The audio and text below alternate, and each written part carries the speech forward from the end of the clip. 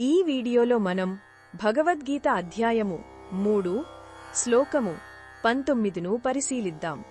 ఈ శ్లోకంలో శ్రీకృష్ణ పరమాత్మ అర్జునుడికి కర్మయోగం యొక్క అత్యంత ముఖ్యమైన సూత్రాన్ని వివరిస్తున్నాడు.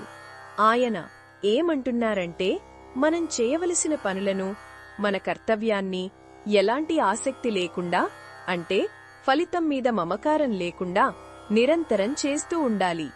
ఎందుకంటే అలా ఫలం మీద ఆశ లేకుండా కర్మలను ఆచరించడం ద్వారానే మనిషి పరమాత్మను లేదా మోక్షాన్ని పొందుతాడు.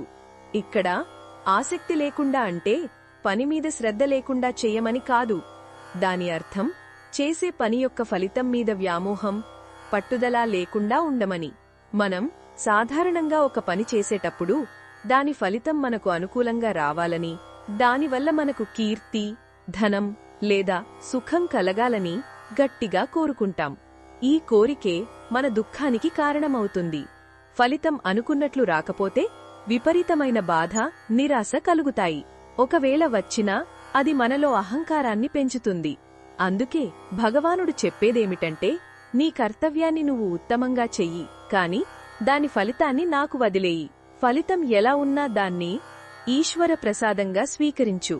ఒక తల్లి తన బిడ్డను ఎలాంటి లాభాపేక్ష లేకుండా ప్రేమతో, బాధ్యతతో పెంచుతుంది. ఆ బిడ్డ సేవను ఆమె ఆశించదు, తన కర్తవ్యాన్ని తాను చేస్తుంది. అలాగే మన పనులని కూడా ఒక యజ్ఞంలాగా, భగవంతుడికి చేసే అర్పణలాగా చెయ్యాలి. మన ప్రయత్నం మనది, ఫలితం భగవంతుడిది అనే భావనతో పనిచేయాలి. ఈ విధంగా ఫలాసక్తి లేకుండా చేసే కర్మ మనల్ని కర్మబంధం నుండి విముక్తుల్ని చేస్తుంది. అది మన మనస్సును ప్రశాంతంగా, నిర్మలంగా ఉంచుతుంది. అటువంటి శుద్ధమైన మనస్సుతోనే పరమాత్మ తత్వాన్ని తెలుసుకోగలం.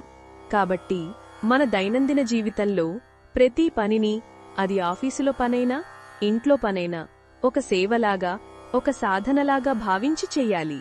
ఫలితం గురించి ఆందోళన పడకుండా మన బాధ్యతను మనం శ్రద్ధగా నిర్వర్తించాలి. ఇదే కర్మయోగం యొక్క సారం. మన విధులను నిస్వార్థంగా నిర్వర్తించడమే అత్యున్నతమైన ఆధ్యాత్మిక సాధన.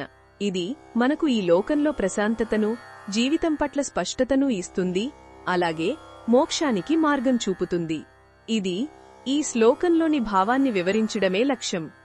మరిన్ని భగవద్గీత శ్లోకాల అర్థాన్ని తెలుసుకోవాలంటే మా తదుపరి వీడియోలను తప్పకుండా చూడండి.